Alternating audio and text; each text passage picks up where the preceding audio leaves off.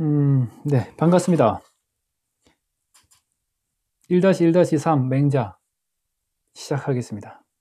우리 공자의 뭘 만난 적은 없지만 우리 제자 맹자에 대해서 살펴보겠습니다.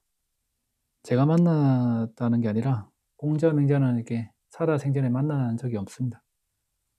맹자, 이 맹자님은 공자의 사상을 자칭 계승했다고 하죠. 그리고 유교의 토대를 확립합니다. 맹자의 책을 읽어보면 상당히 호방합니다. 시원시원하죠. 맹자의 성격이 잘 드러나 있는데 맹자의 사상의 어떤 키워드는 한번 첫 번째 적어볼게요. 목차부터 적어봅시다. 첫 번째는 성선설. 인간은 본디 착하게 태어난다. 호호, 과연 그런가요?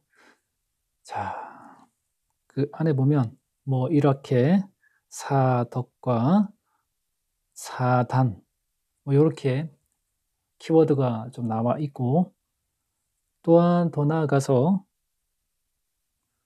양지양능 뭐 이런 것도 주장하고 있습니다. 성선설 하면은 거의 다 끝났죠. 그러나 또 한 번 더 살펴봅시다. 두 번째는 이상적 인간. 아까가 아니라 지난번에 공자에서도 이상적 인간관이 나왔죠. 여러 가지가 있습니다. 그리고 세 번째는 이번에 정치 사상에 대해서 살펴보면 끝날 것 같습니다. 자, 목차 봅시다. 목차는 처음에는 뭐죠? 성선설, 사덕, 사단, 양지양능, 이상적 인간, 정치 사상 하면 끝나는 거죠. 그렇죠.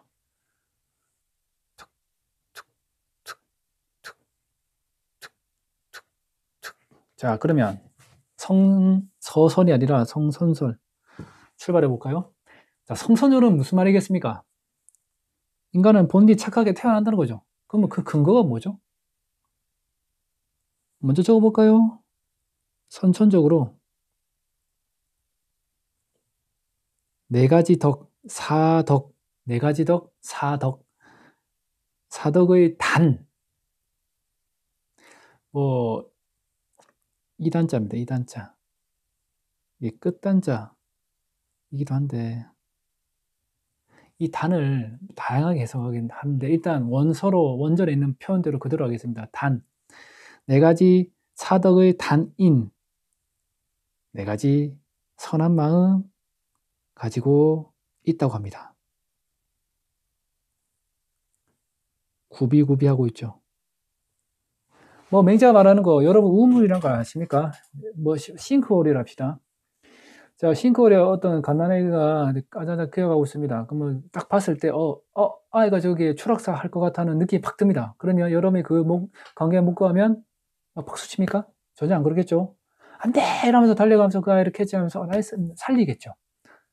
그런 것처럼 맹자가는 우물가에 빠지려고 이게 앞으로 기어가는 그 아이를 본다면 가만히 있을 사람이 단 한 명도 없다고 얘기하는 거죠. 그러면서 인간의 마음 안에는 네 가지 선한 마음이 있다라고 얘기합니다.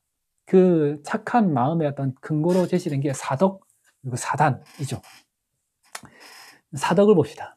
사덕은 네 가지 덕인데 우리가 잘 아는 인, 의, 예, 지입니다. 인의 예지. 이거 유교하면서 정말 자주 나옵니다. 이 이후로부터 유교의 사덕은 계속 나옵니다. 계속. 그러면 여러분이 충분히 숙지를 해야 되겠죠. 그냥 외우십시오. 사덕 인의 예지. 그러면 사덕이 아니라 네 가지 사단은 하나씩 결례돼서 묶어지는 마음이 있습니다. 인이 드러나는 마음.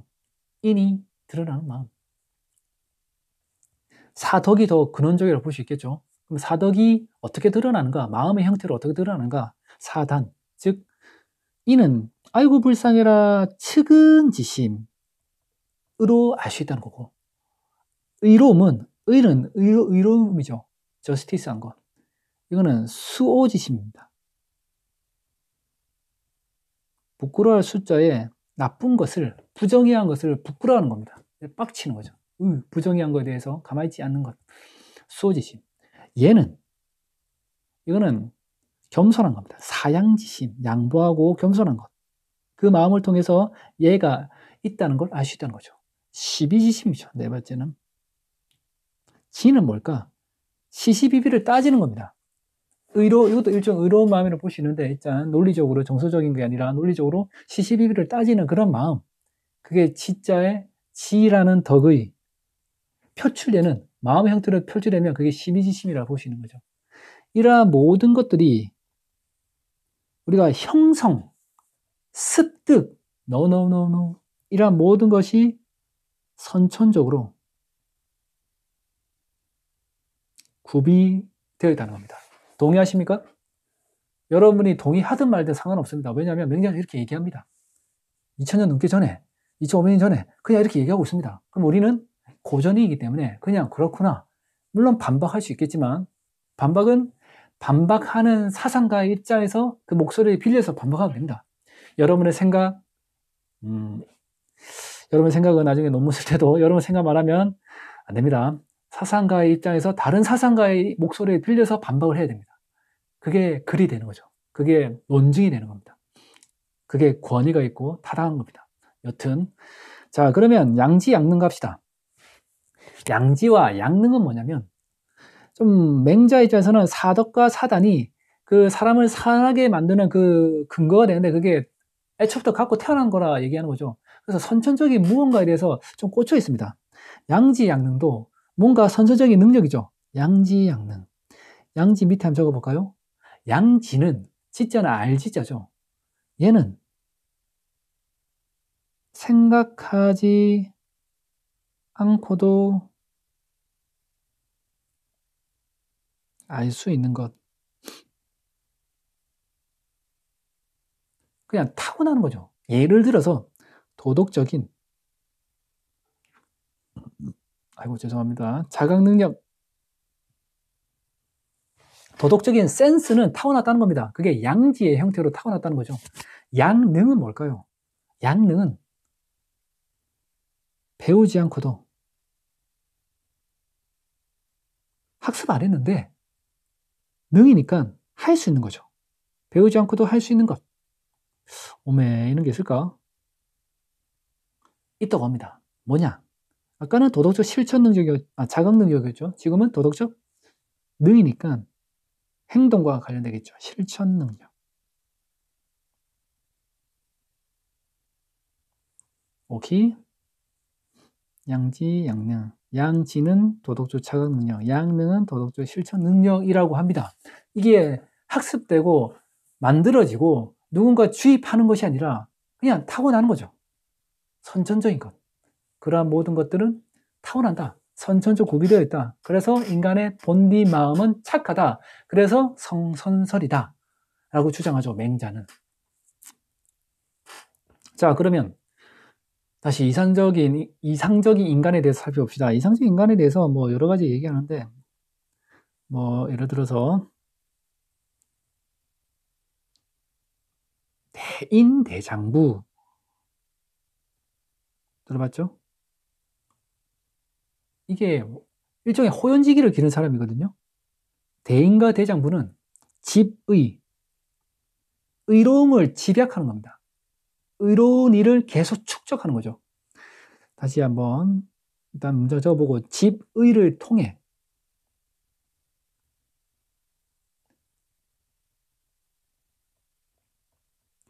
호연지기를 갖춘 사람.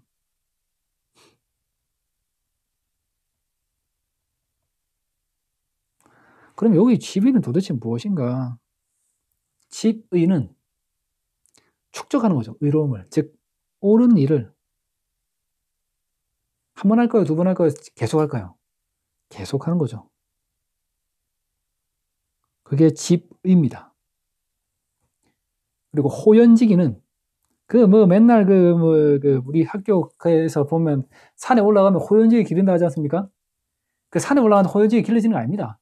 뭐 개똥 같은 소리고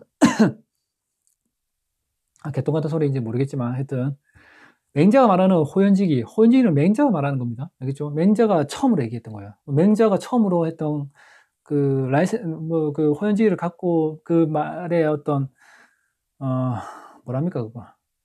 출처를 갖고 있기 때문에 그 맹자의 어떤 의미를 좀 더 정확하게 따라야 되겠죠. 얘는 산에 올라가서 뭐 얻는다기보다는 지극히 크고 올곧은 도덕적 기계입니다. 오케이? 아시겠습니까? 호연지기는 뭐 에너지가 충만하여 하면 막 붙자, 싸우자, 뭐 이런 박력의 어떤 에너지라기보다는 도덕적인 의로움입니다. 기계는 일단 일종의 용기라고 볼 수 있죠. 기계. 자, 그러면 정치사상 가볼까요? 정치사상은 이게 처음에는 왕도 정치를 말합니다.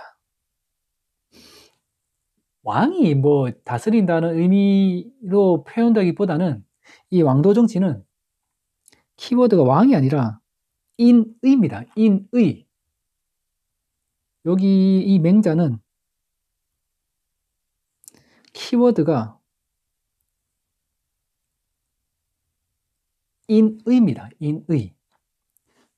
그래서 인의의 덕으로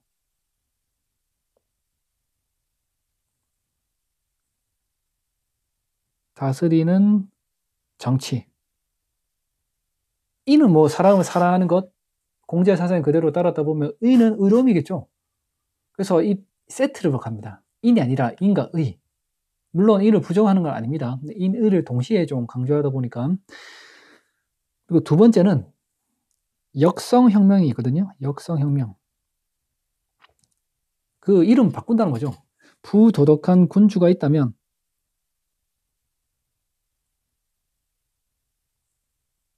얘가 아이고 씨 나라 뭐 위태롭네.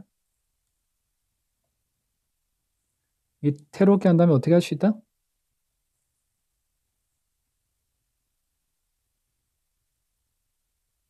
군주를 바꿀 수 있다는 거죠. 그 지금이야 하하 민주주의죠.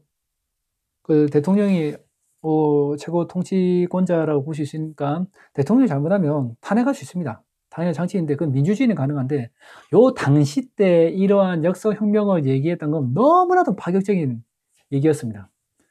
그럼 우리 지금 따지면 뭐 외계인이 침공한다는 그 정도의 어떤 얘기급으로 들리겠죠. 너무나도 충격적인 그런 사상이었죠. 그래서 역사혁명에 대해서 좋아하는 사람이 아무도 없었습니다. 이렇게 파격적으로 했는데 왜냐하면 이 역사혁명을 할 때 근거가 있어야 되겠죠. 왜 역사혁명을 하냐면 이렇게 근거는 이거죠. 백성이 제일 중요하고 그 다음엔 종묘 사직이라고 들어봤습니까? 그 위인들, 임금들이 옛 위인들이 그 사당 같은 거죠. 돌아가셔서 모시고 있는 곳을 사직을 합니다. 선왕들을 그걸 모시고 있는 그 제사 지내는 단을 사직이라고 그러는데 두 번째는 사직이고 세 번째는 군주입니다. 그럼 이 셋 중에서 제일 가벼운 게 뭐다? 군주죠. 그 백성이 원한다면 얼마든지 군주를 바꿀 수 있다는 거죠. 파격적이죠. 근데 좀 무섭죠. 여러분 만약 군주라면 이러한 사상가를 가진 사람을 등용을 하겠습니까? 안 하겠죠. 여튼 세 번째, 백성들은 일정한 생업, 이게 정치사상이라보다는 경제사상이긴 한데 항산이 있어야 도덕심, 항심이 있음을 강조.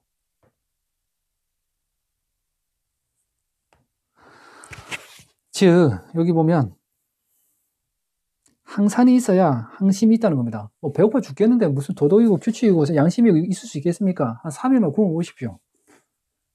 지나가는 길거리에 있는 빵 조각 같은 거 다 주워 먹겠죠. 한 일주일, 한 달 정도, 한 10일만 굶어 보면 뭐 도덕이 나발이고 없습니다. 그래서 이 보통의 평범한 백성들한테는 생업이 그만큼 중요하다. 우리가 갖고 있는 항심을 유지하기 위해서는 일정한 생업, 경제적 수단이 항상 필요하다. 그걸 중시하고 있다고 하는 거죠. 이런 걸 통해서 알 수 있는 거는 요 두 가지 뭐냐면 민주주의가 아니라 민본주의다. 백성이 근본이다. 라는 걸 아시죠? 자, 그러면 일단은 맹자의 키워드. 쌤이 유튜브로서 이 영상은 정말 간단하게 하는 겁니다. 수업 시간에는 여기보다 사례라든지 그리고 원전에 있는 내용 그리고 모의고사 내용까지 덧붙여서 살을 좀 더 찌워서 수업 때는 얘기하고 오늘은 유튜브에 있는 강의 내용은 아주 기본적인 내용만 할 테니까 그렇게 하시고 여튼 오늘은 맹자 내용을 살펴봤는데 요약 한번 해볼까요? 맹자 이렇고 키워드는 성선설이죠. 그리고 사덕, 사단, 인의예지, 측은, 수호, 사양시비, 키워드는 선천적으로 구비, 학습되는 게 아니다, 주입되는 게 아니다, 양지, 양릉도, 선천적, 이상적 인간, 대인, 대장부, 집의를 통해서 호연지기, 그리고 왕도 정치는 인의의 덕으로 다스리는 정치, 역성혁명, 부도덕 군주, 꺼지셈, 바꾸주의승, 근거는 백성, 사직, 군주. 그래서 군주를 삐고 나면 백성을 위해서 군주를 바꿀 수 있다. 얘는 민본주의. 그리고 일정한 백성들한테는 항산인, 일정한 생업이 있어야 되지만 항심이 있을 수 있다. 간단하죠. 오늘 여기까지 하겠습니다. 이 유튜브 영상 20분 넘어가니까 막 전화번호 인증하길래 귀찮네요.